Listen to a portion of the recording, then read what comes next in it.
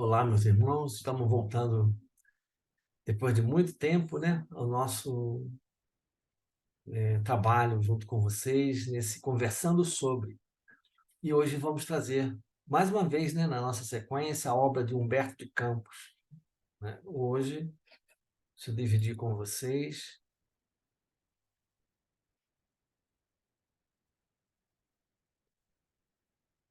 Então, hoje nós vamos trazer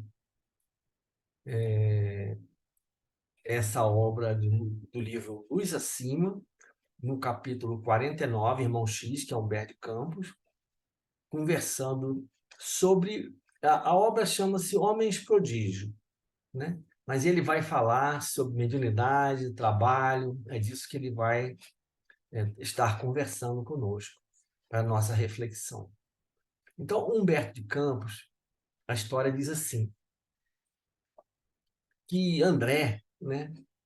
Conta-se que André, o discípulo prestimioso, tão logo ele observou que Jesus, né, que é o Senhor, procurava trabalhadores para o seu ministério, para o ministério da libertação de todos nós, ele compareceu certo dia na residência de Pedro com 3 companheiros que se candidatavam à divina companhia, né? Então, André trazia, vamos dizer assim, como discípulo prestimoso que era, sabendo que Jesus precisava de trabalhadores para esse grande empreendimento, para essa grande obra. Então, ele comparece à residência de Pedro com 3 amigos, 3 companheiros, 3 colegas, né, que eram candidatos a esse empreendimento, a trabalhadores desse empreendimento. Recebeu-os, então, Jesus com serenidade e brandura, enquanto Tiago, né, apresentava os novatos com muito entusiasmo, ou com aquele entusiasmo ingênuo, né, dos principiantes.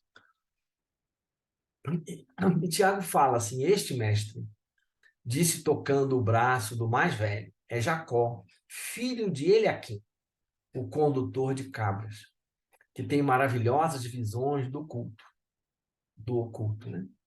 Já viu os próprios demônios flagelando homens imundos, e quando visitou Jerusalém, na peregrinação ao templo, viu flamas de fogo celeste sobre os pães da proposição.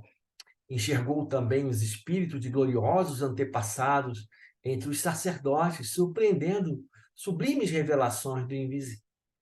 Então, na verdade, Tiago trazia, né?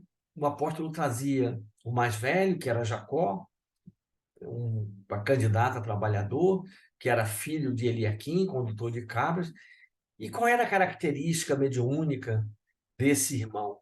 Ele era vidente, né? Vidente. Então, ante aquela expectação de Jesus, né, o aprendiz, então, seguiu, assentou. Parece-me excelente companheiro para os nossos trabalhos.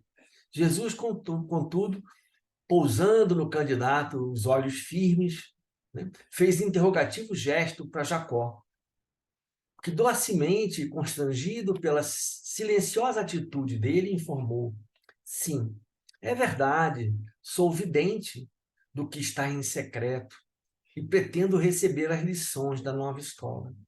No entanto, eu receio a opinião pública. Trabalho em casa de Prisco Bitinho, o chefe romano, e recebo salário compensador. Se souberem por lá que frequento estas fileiras, provavelmente me expulsarão. Perderei meus proventos e minha família talvez sofra fome. Então, ele, apesar de ser velho, de ser vidente, né, era um amigo que estava ligado, né, a um trabalho que ele dizia que era extremamente compensador, pagava-se um alto salário, e ele estava com medo, né, de perder seu salário, né, de perder seu salário em função dos serviços que ele abraçaria com Jesus. Fez-se grande quietude, né, em torno, e Jesus manteve-se quase impassível. Seus lábios mostravam um ligeiro sorriso que não chegava a evidenciar-se de todo. André ainda interessado, né, em colocar os amigos nesse quadro, né, nesse grande empreendimento, nessa grande empresa com Jesus, indica o segundo, um judeu de meia-idade, que revelava no olhar uma arguciosa inteligência. Esse senhor é Menahem, filho de Adó, o ourives. Possui ouvidos diferentes dos nossos e costuma ser contemplado por sonhos milagrosos. Escuta vozes do céu, anunciando o futuro com exatidão. E no sono recebe avisos espantosos. Já descobriu por esse meio as joias de Pompônia, Fabrina, quando romanos ilustres visitaram a Cesareia. Incontáveis são os casos em que funcionou na qualidade de adivinho vitorioso. Passando por Jerusalém, foi procurado por sacerdotes ilustres que com êxito lhe puseram à prova as estranhas faculdades. Leu papiros que se achavam à distância, transmitiu recados autênticos de grandes mortos da raça. Então, esse irmão, né, esse segundo, um judeu de meia-idade, né, era Menahem, filho de Adó, né, ele tinha os ouvidos diferentes, ou seja, ele era, né, ele ouvia, né, mas ele tinha outras características também, né, ele também, através dos sons, ele conseguia, né, ver alguma coisa, imagens, coisas do futuro, né, escutava as vozes do céu, né, como audiente que era, médium audiente, e também fazia previsões do futuro com exatidão, né? Ou seja, era também um médium, né? Muito, muito ostensivo. Mas após ligeiro intervalo, acentuou. Não seria, André, né? Tiago, né? Não seria ele valioso colaborador para nós? O Cristo, então, fixa um olhar lúcido no apresentado e Menahem se explicou. Sim, realmente ouço vozes do céu e resolvo em sonho diversos problemas, acerca dos quais eu sou consultado. Desejaria participar da nova fé, mas estou presa a muitos compromissos. Não poderia vir assiduamente. Meu sogro, Efraim, o mercador de perfumes, é riquíssimo e está prestes a descansar com nossos, né, que já desceram ao repouso. Sou herdeiro de sua grande fortuna e sei que se escandalizará com a minha adesão à crença renovadora. Assim, considerando, preciso ser cauteloso, não posso perder o enorme legado. Então, mais um, né, irmão, com poderosos, assim, uma poderosa ostensividade, com audiência, com visões em sonho, tudo isso, mas ainda preso às suas heranças, à fortuna, ao dinheiro, né? Preso, não queria, na verdade, com medo de perder em função do sogro, né, que poderia deserdá-lo, ele acaba, vamos dizer assim, não caminhando junto desse processo, desse trabalho junto com Jesus. Então, o primeiro, né, tem o problema, né, de perder, né, o seu soldo, o seu salário, o segundo, de perder a herança. E, identificando a estranheza que provocaria, apressou-se a reforçar. Ainda que eu me pudesse desprender dos bens tão preciosos, né, isso Menahem falando, preciso atender à mulher e aos filhos. Então, ele estava realmente com outros compromissos, com outros propósitos, que não era o propósito de servir, de trabalhar com Jesus, né? Então, no silêncio pesou o silêncio, novo silêncio pesou naquele momento, né, na paisagem doméstica. E à frente do Messias, que não se manifestava em sentido direto, o pescador diligente apresentou o terceiro amigo. Né? Jesus quieto, né? Ele já apresenta, então, o terceiro aqui, mestre. Temos Moabe, filho de Josué, o cultivador, e um prodígio nas escrituras. Todos os escribas, né, o olham invejosos e despeitados por quanto é conhecido pelo dom de escrever, com incrível desenvoltura a respeito de todos os assuntos que interessam o povo escolhido. Homens importantes de Israel formulam para eles vários enigmas referentes às leis, à lei e aos profetas, e ele os resolve com um triunfo absoluto. Por vezes, chega a escrever em línguas estrangeiras. E há quem diga, né, que sobre ele paira o espírito do próprio Jeová. Então era um médium que psicografava, né, que escrevia sob a influência de espíritos, né? Muito importante na mediunidade dele. Calou-se então o apóstolo, e no ambiente pesado que se abateu, né, na sala, o escritor milagroso, né, esclareceu. O escriba, o escritor milagroso, esclareceu. Efetivamente, escrevo, né, em misteriosas circunstâncias.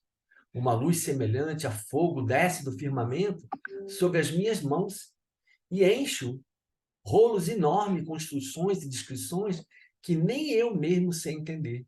Proponho-me a seguir os princípios do reino celeste aqui na Galileia. Não posso, entretanto, comprometer-me muito, né? Ou seja, era um grande médio, né, de psicografia, mas que também não podia se comprometer. Na Cidade Santa, estou ligado a um grande revolucionário que me prometeu alto encargo político. E logo depois de assassinarmos o procurador e eliminar alguns patrícios influentes, quero aproveitar minhas faculdades na restauração de nossos direitos. Conquistarei posição ou fama, evidência. Por isso, não posso aceitar deveres muito extensos. Então, no fundo, também, apesar da mediunidade, né, ele tinha outros compromissos, outros propósitos, esse com a evidência, com a fama, com o poder, né? Com o poder, com o dinheiro, né? Com o orgulho, com a vaidade, tudo isso. Estava pensando nele, né? A quietude, então, voltou, mais envolvente. André, todavia, ansioso por situar, né, os novos elementos no colégio Galileu, perguntou ao Cristo, mestre, não estás procurando, né? Não estás procurando associados para o serviço redentor? Né? Mestre, não estás procurando associados para o serviço? Ou seja, Jesus, tu não está procurando gente, né? Trabalhador para o teu empreendimento, né? Para a tua empresa, né? Admitirás os nossos amigos, André fala, né? Jesus, porém, com serenidade, né? Complacente, esclarece. Não, André. Sigam nossos irmãos em paz. Por enquanto, o roteiro deles é diferente do nosso. O primeiro estacionou na situação lucrativa, ou seja, ele está afim do dinheiro. O segundo aguarda uma herança em ouro, também em dinheiro. E o terceiro, né, herança em ouro, pratas e pedras. Então está interessado no dinheiro, no material. E o terceiro permanece caçando a glória efêmera do poder humano. Então os três estavam presos, né, presos ainda, muito presos ao material, né, ao dinheiro e ao poder. Senhor, né? Jesus, então, ponderou o irmão Pedro, mas é preciso lembrar que um deles vê, o outro ouve, e o último escreve milagrosamente. Sim, considerou Jesus, terminando a entrevista no mundo. A entrevista. No mundo, sempre existiram homens prodígios, né? Homens prodígio, portadores de maravilhosos dons, que estragam inadvertidamente. Mas, acima deles, estou procurando quem deseje trabalhar na execução da vontade de nosso Pai. Então, Jesus mostra para eles, na verdade, que realmente, né, eles tinham vindo com esse instrumento maravilhoso que é a mediunidade, né? Que deveriam, né, que vieram com ela, esse sexto sentido era para usar, né, em outros propósitos, né, mas eles ainda estavam presos, né, as suas vontades, os seus propósitos presos ainda a outros caminhos, a outros cursos diferentes desses, pelos quais eles deveriam utilizar a mediunidade, né, no seu caminho de crescimento, na sua encarnação. Então, voltando, né, para nós aqui, o que acontece, né? Isso acontece assim com todos nós, né? Nesses momentos, principalmente, em que vivemos. Na crônica, no livro Crônica de Além Túmulo, também do Humberto de Campos, no capítulo 5, capítulo 15, chamado A Ordem do Mestre, há um diálogo muito interessante de Jesus com João, em que Jesus chama João para conversar e pergunta como é que está a situação do nosso planeta. Como é que estava andando? Como é que as coisas estavam andando? E João, então, informa que as coisas não estão andando bem, né? Muitas guerras, muitas lutas, né? Muitos desvios daqueles caminhos que Jesus tinha nos ensinado lá atrás. Era o caminho do amor que ia construir para nós a paz. E, na verdade, a gente vivia, na verdade, um caminho de lutas, né? De contendas. E aí, mas Jesus pergunta para ele, mas João, então como é que a gente faz? Né? Como é que estão aqueles que nós enviamos para cuidar desses propósitos? Que seriam esses que representam as igrejas, né? Tudo isso no passado. E João fala assim, Senhor, esses encarnados, né? Esses que vieram em teu nome para conduzir o processo, né? Aqui na Terra falharam, desistiram do teu caminho, renunciaram às tuas palavras, aos teus exemplos e seguiram por outros caminhos, por outros rumos, né? Pelos caminhos, né? Do poder e da riqueza. E Jesus, então, pensa e fala assim, mas e aí, João, o que que a gente pode fazer? E João, então, responde para ele assim, né? Como diz assim, ele não sabia o que fazer, assim, a cada um, né, Jesus? A cada um, Senhor, segundo as suas obras, ou seja, cada um vai responder. Aí Jesus fala assim, não, mas eu não concordo com essa posição. Eu acho que eu não gostaria de ver esses meus filhos, esses nossos filhos sofrerem em função dos desastres que causam, dos descaminhos que andam. Eu gostaria de fazer diferente, João. Vou fazer o seguinte, então. A partir de agora, né, já que eu mandei os nossos irmãos encarnarem para que eles pudessem conduzir a humanidade, e eles falharam, agora eu vou enviar os mortos. Eu vou enviar para que os mortos conduzam o processo de evolução desse planeta querido. Porque o nosso planeta, como nós sabemos, está na fase, né, ainda de provas e expiações e na transição para a fase de regeneração.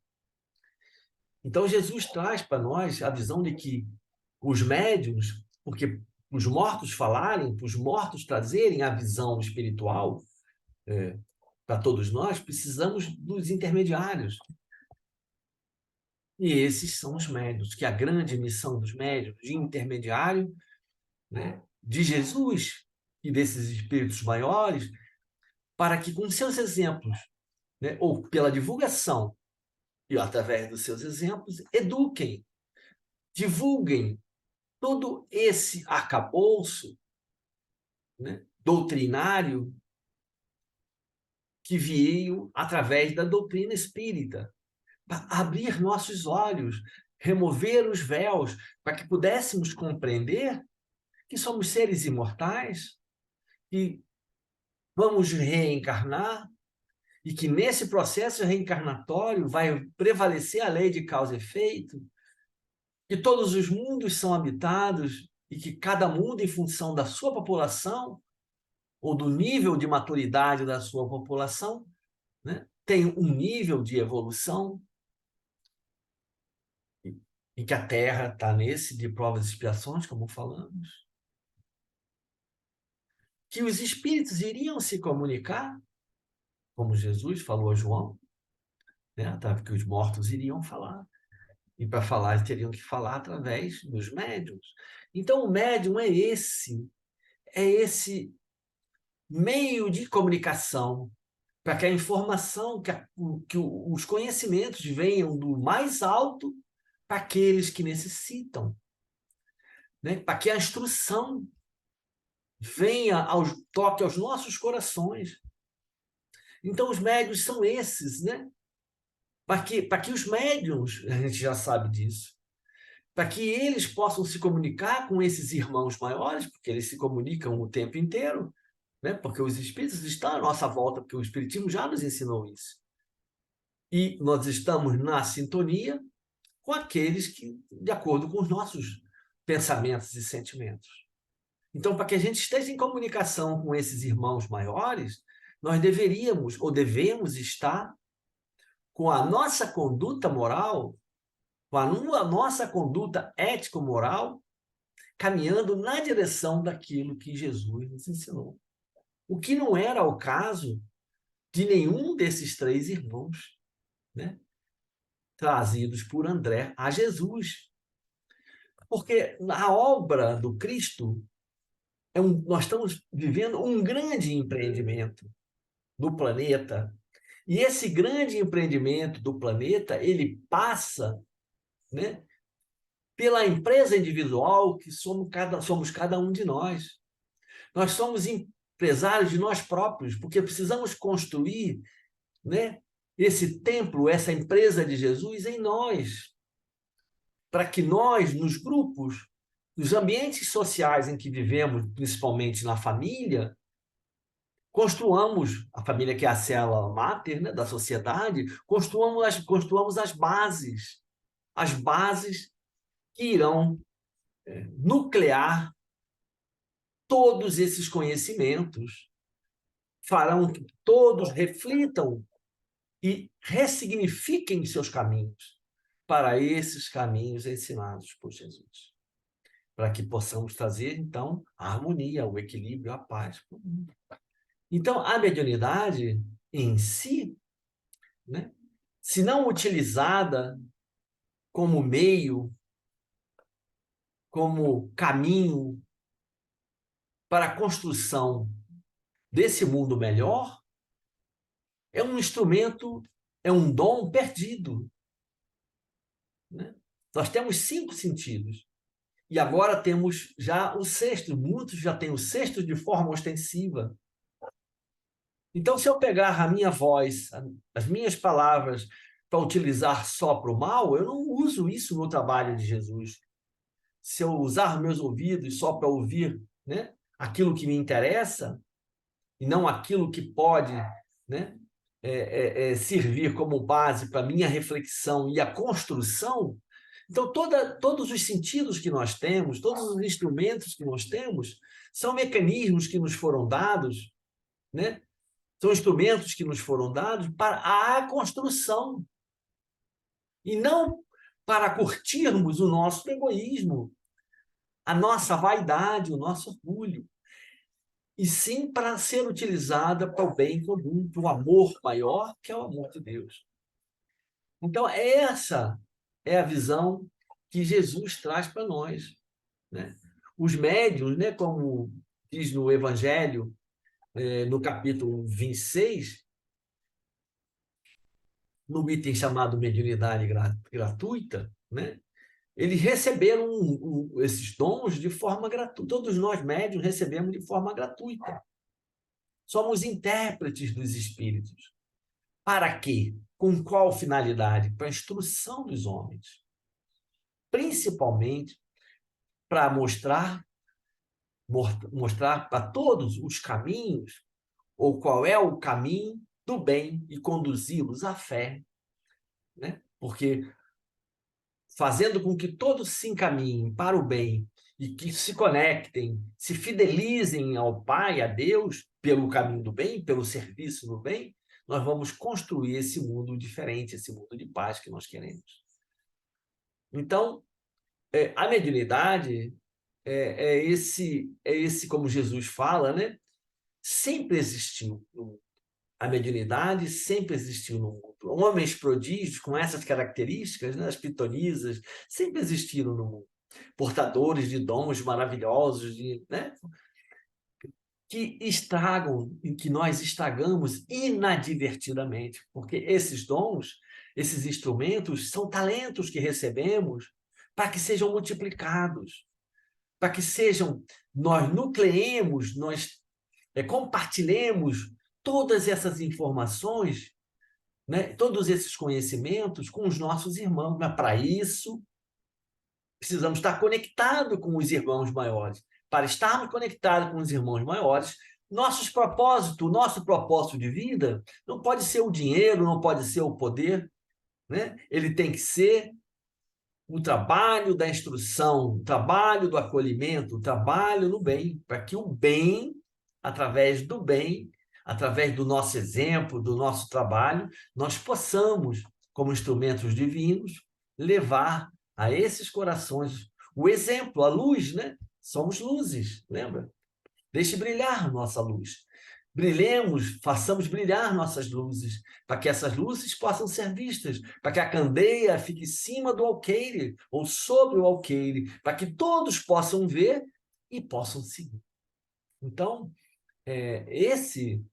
nós estamos vivendo um momento, para finalizar, providencial do planeta. Nós estamos na transição planetária, né? Já já nós vamos estar entrando no mundo de regeneração.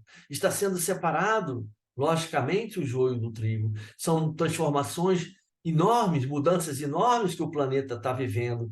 E as vozes dos céus vêm até nós, médiuns, todos médiuns, para que nós possamos ser esses bons instrumentos,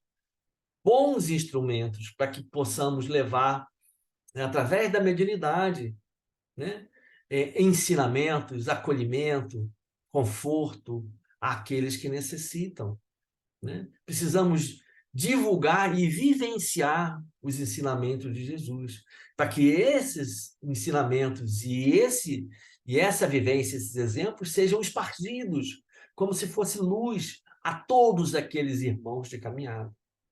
Esse é o grande papel do médium, de todo cristão convicto de suas obrigações, né?